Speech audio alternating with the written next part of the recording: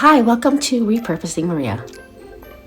In today's video, I will be showing you my way, the basics of repainting or repurposing very old furniture.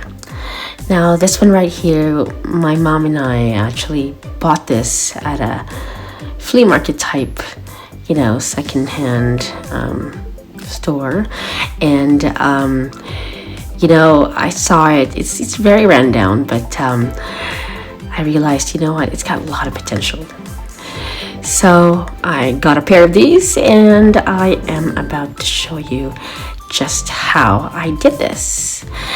So what we are going to do is we are going to be cleaning this. You have to make sure that you clean this so ever carefully, because your finish, your end result will really, it really does matter how you clean your furniture.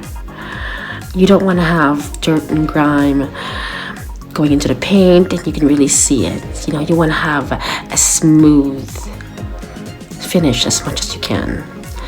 So using a soap and water, or what I used here is a TSP, and a rag.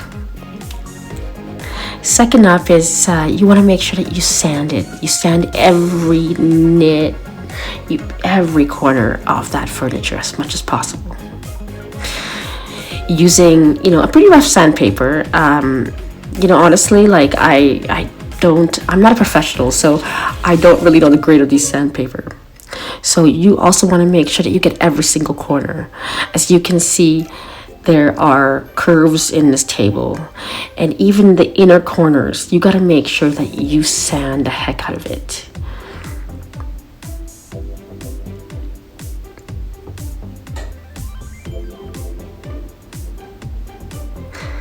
As you see here, sanding, it really does matter. Sanding even just the little corners there, because you'll really see the big difference as your end result. The quality of finish just looks really, really good, and you want to be able to strip off all that old varnish, all that old paint. You might even see a little bit of dirt and grime, because you never know. This is not your furniture, so you bought this somewhere else, and gosh knows where they came from. So as you can see, there's a little bit of dirt and grime. You want to be able to get that out as much as possible. Even the little corners there, don't forget those. Do not forget that, because on the very first table I did, I forgot all that, and I can see. After looking at the top of my table, I realized, I didn't really like the top because it was too rough, and there's just a little bit more paint or varnish that I didn't really like being there. So I like my table smooth. So I used an electrical or a little sander. It can be a little bit scary.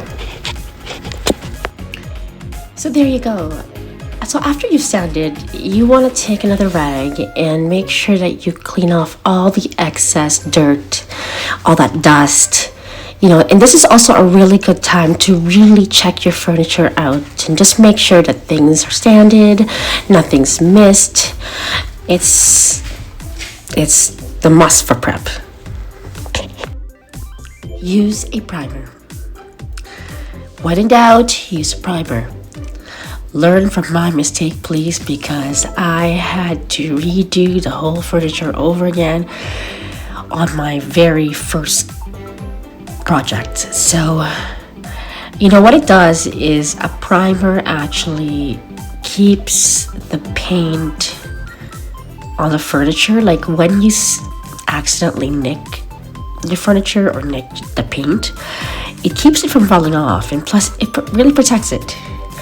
And it gives you gives you that smooth finish. And when you are priming, do not forget to try to brush the primer on your furniture as thin as possible. Don't go crazy. Do not cake it on, because like what I said, it's just put it on enough that it doesn't show the actual color of your surface. You want to be able to just seal it. And You want to be able to just have it in there enough, just enough.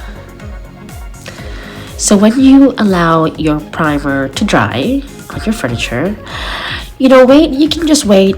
I don't know, I waited maybe half an hour.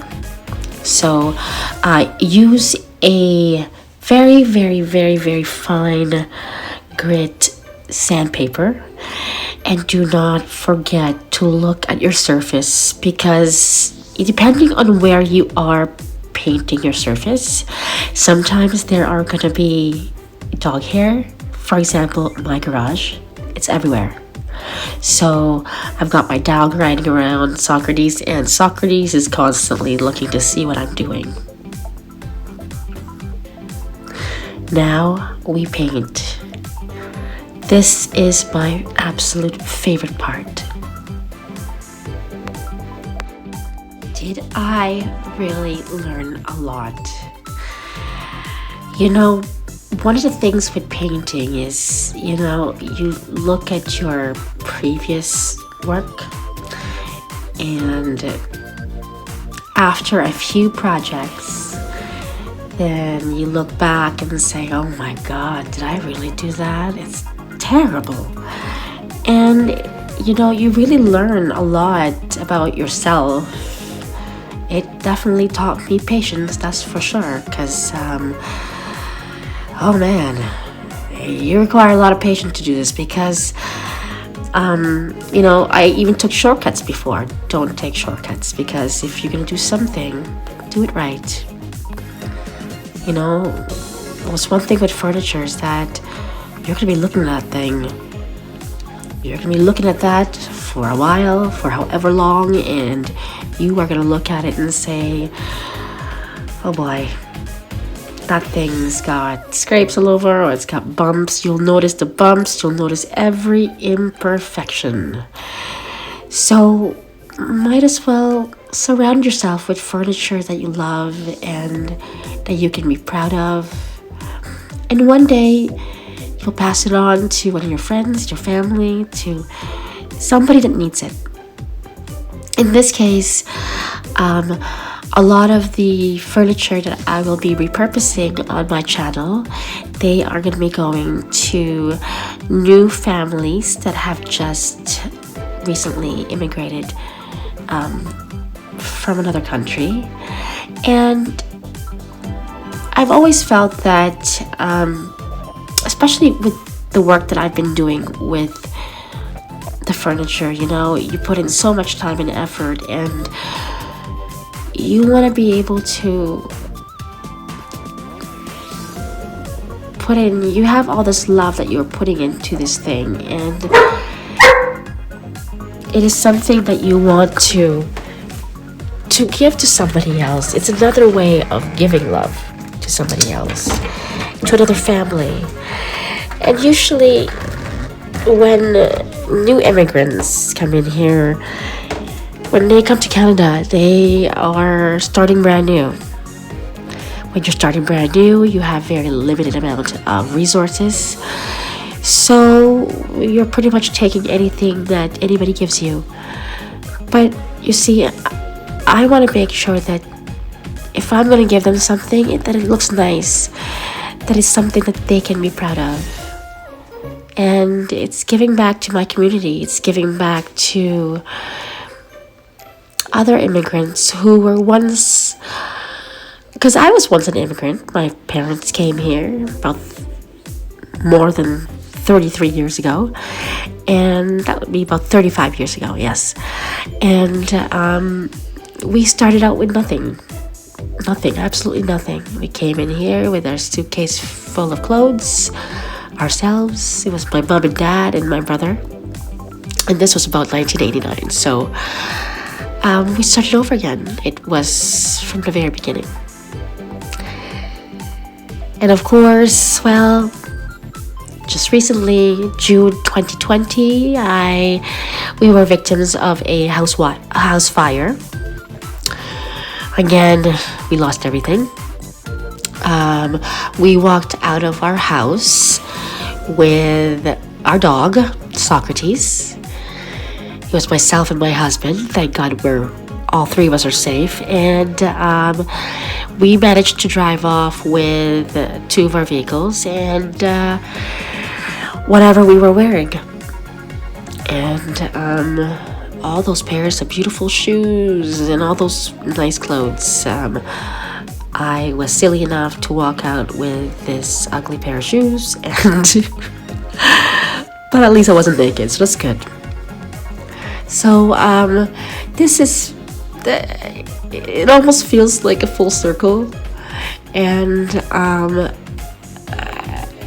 after losing everything and having to start over again, I wanted to put in a positive vibe into that, and that it really does teach you about life. That regardless of what life throws your way, you just gotta get up. Keep getting up. You cannot just fall and leave yourself there. We have to. It's the only thing to do.